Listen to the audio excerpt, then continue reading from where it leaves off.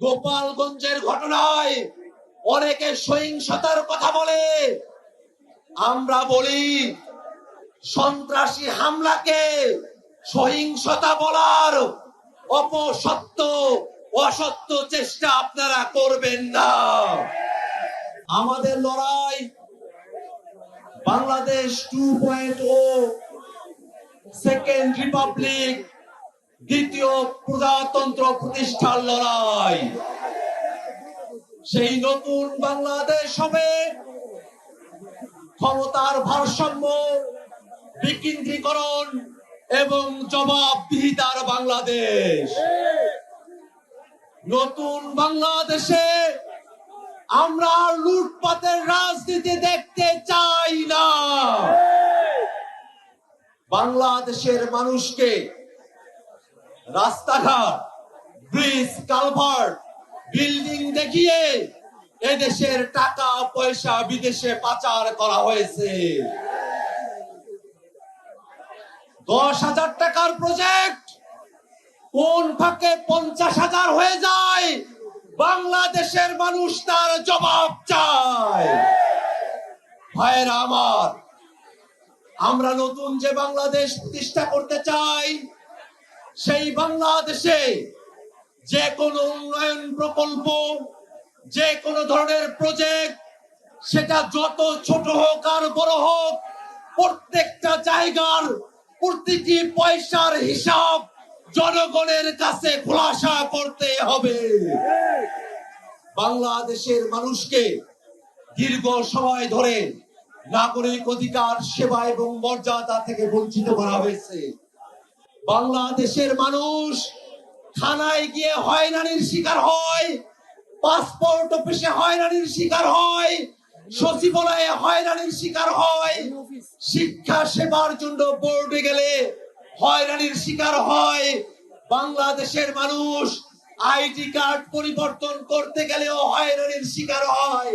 আর এই বাংলাদেশের মানুষকে রাষ্ট্রীয় সেবার ক্ষেত্রে আমরা আর হয়রানির মধ্যে রাখতে চাই না।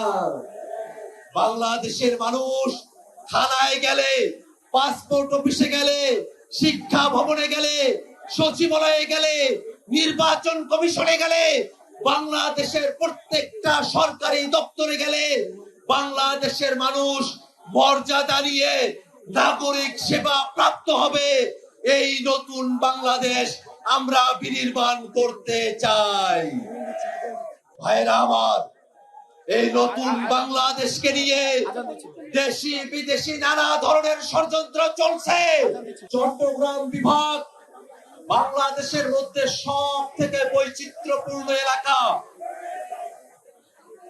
এই চট্টগ্রাম থেকে আমরা ঘোষণা করছি, বাঙালি অবাঙালি, মুসলমান ও মুসলমান, সুন্নি অসুন্নির কোন বিভাজন আমরা বাংলাদেশে দেখতে চাই না।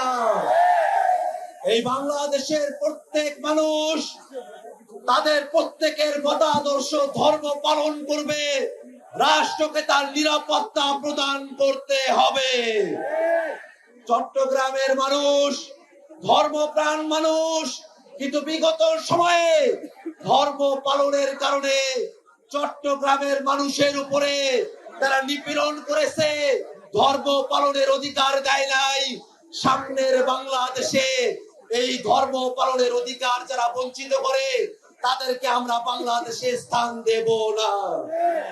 ভাইরা আমার, নতুন বাংলাদেশ গড়তে হলে এই বাংলাদেশে যারা ঘাপটি মেরে সন্ত্রাসী করতে চায়, বাংলাদেশের স্বাধীনতা সার্বভৌমত্বকে হুমকিতে ফেলতে চায়, তাদের বিরুদ্ধে আমাদেরকে লড়াই করে তুলতে হবে।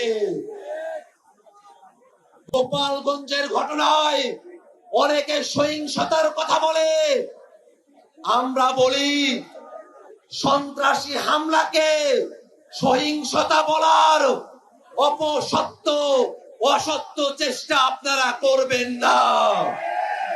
ভাইরা আমার, নতুন বাংলাদেশ গড়তে হলে বাংলাদেশের সকল জায়গায় আমাদের সংস্কার প্রয়োজন।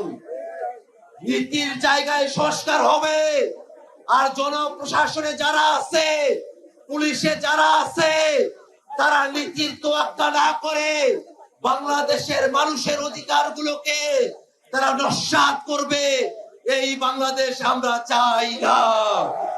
অতএব ঐক্যবদ্ধ কমিশনের কাছে আমরা আহ্বান রাখি, পুলিশ প্রশাসন, জনপ্রশাসন, স্থানীয় সরকার ব্যবস্থায় মৌলিক সংস্কার বাস্তবায়ন করতে হবে। ভাইরা আমার, এই বাংলাদেশে যাতে একটি সুষ্ঠু নির্বাচন আয়োজিত হয়, এই কারণেই এই বাংলাদেশে সংস্কার এবং বিচারের প্রয়োজন। আমরা এই চট্টগ্রাম থেকে স্লোগানের মাধ্যমে জানান দিতে চাই, এই মুহূর্তে দরকার বিচার আর সংস্কার। আমার সাথে বলবেন সবাই, এই মুহূর্তে দরকার, এই মুহূর্তে দরকার, এই মুহূর্তে দরকার। এই ক্ষমতা না জনতা, ক্ষমতা না জনতা, আপোষ না রাজপথ, আপোষ না রাজপথ। এই ইনকিলাব, ইনকিলাব, ইনকিলাব, ইনকিলাব। এই দিল্লি না ঢাকা, এই দিল্লি না ঢাকা। NCP, NCP,